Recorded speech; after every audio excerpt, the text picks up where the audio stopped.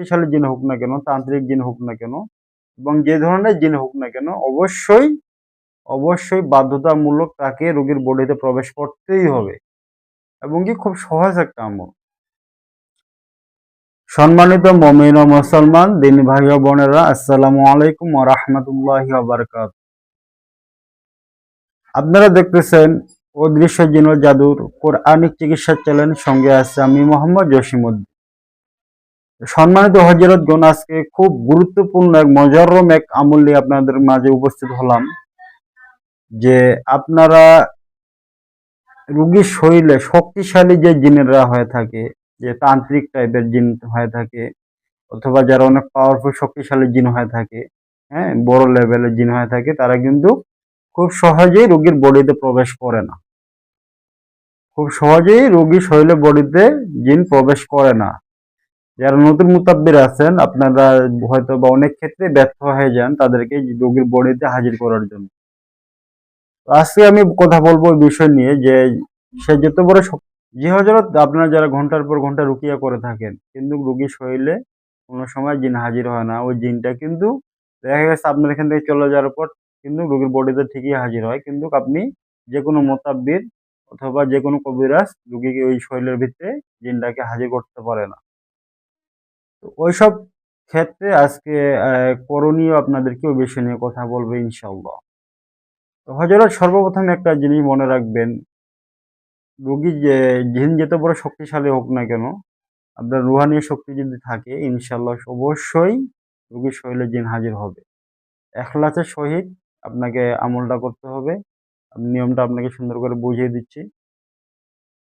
সর্বপ্রথম হযরত, নিয়মটা হচ্ছে যে সূরা জিন, সূরা জিন আপনারা হয়তো অনেকেই জানেন যে সূরা জিন দিয়ে আমরা রোগীর শরীরে অথবা রোগীর বডিতে জিন প্রবেশ করাইয়ে থাকি। কিন্তু তারপরও আপনারা অনেকজনেও এই সিস্টেম পদ্ধতি অবলম্বন করার পরেও কেন রোগীর শরীরে জিন হাজির হয় না? জি হযরত। তো যাই হোক, সর্বপ্রথম আপনাকে যে জিনিসটা করতে হবে, রোগী আপনার কাছে আসার পর জায়নামাজে বসে একটু আতর খুশবু মাখিয়ে নেবেন, আগরবাতি কিছু জ্বালায় দিবেন। দেওয়ার পর রোগীকে জায়নামাজে বসিয়ে আপনারা মুরাকাবার সহিত বসাবেন। বসার পরে রোগীকে বলবেন আপনার বাম হাতটা দেন। সর্বপ্রথম বাম হাতটা নেবেন। বাম হাতটা নেওয়ার পর সূরা জিন ১ থেকে ৫ নং আয়াত একবার তেলাওয়াত করবেন। তেলাওয়াত করে রোগীর হাতের মধ্যে ফু দিবেন। আরেকবার তেলাওয়াত করবেন, ১ থেকে ৫ নং আয়াত আবার তেলাওয়াত করবেন, আবার রোগীর মধ্যে হাতের মধ্যে ফু দিবেন। এভাবে ৩ বার, সূরা জিনের ১ থেকে ৫ নং আয়াত ৩ বার তেলাওয়াত করে রোগীর বাম হাতে তালুতে ফু দিয়ে রোগীকে বলবেন শক্তভাবে হাতটা মুষ্টি করে বসো, শক্তভাবে। এরপর ডাইন হাতটা নিবেন। ডাইন হাতের মধ্যেও সেম একই নিয়ম। ১ বার, ২ বার, ৩ বার সূরা জিনের ১ থেকে ৫ নং আয়াত তেলাওয়াত করে ৩ টা দম দিয়ে বলবেন যে শক্ত করে হাতটা মুষ্টি করেন। শক্তভাবে হাতটা মুষ্টি করে নিয়ে আসনভাবে এভাবে বসিয়ে দিবেন। চোখগুলো বলবেন বন্ধ রাখতে, ইনশাআল্লাহ। তো ৩ বার করে ৬ বার তেলাওয়াত করার পর হাতগুলো তো মুষ্টি করে বসে গেল। হুম? বসার পরে আপনি একটা হুকুম লাগিয়ে দিবেন, এই রোগীর বডিতে যেসব জিনেরা তোমরা এই রোগীর ক্ষতি করে থাকো অথবা ডিস্টার্ব করে থাকো, পৃথিবীর যে কোনো প্রান্তে থাকো না কেন, দ্রুত রোগীর বডিতে হাজির হও, নাহলে ধ্বংস হয়ে যাও, না হলে ধ্বংস হয়ে যাও। এভাবে ৩ বার হুকুম লাগিয়ে দিবেন। কথাটা ৩ বার বলবেন। বলার পর সূরা জিনের ১ থেকে ৫ নং আয়াত আপনি কন্টিনিউ কয়েকবার তেলাওয়াত করবেন, ইনশাআল্লাহ। সে যত বড় শক্তিশালী তান্ত্রিক জিন হোক না কেন, তাকে আসতে বাধ্য, সে অবশ্যই আসবে। খুব অল্প সময়ের মধ্যেই আসবে। দেখা গেছে আপনি মনে করেন না যে ১ থেকে ২ মিনিট, ৩ মিনিট, সর্বোচ্চ গেলে ৫ মিনিটের মধ্যে দেখবেন রোগী শরীরে জিনটা হাজির হয়ে যায়। তো এটা যে কেউ আপনারা করতে পারেন। যে কেউ মুতাব্বির করবেন অবশ্যই। কারণ যদি আমজনতা এই আমলগুলা করেন, যদি রোগীর কোনো ক্ষতি হয়, তাহলে আমি এবং আমার চ্যানেল দায়ী থাকবে না। আপনারা যারা জিনের জাদু সম্পর্কে চিকিৎসা করেন, অভিজ্ঞ আছেন, একমাত্র তারাই এই আমলটা করবেন। তাদের জন্য এই এজাজতটা থাকবে।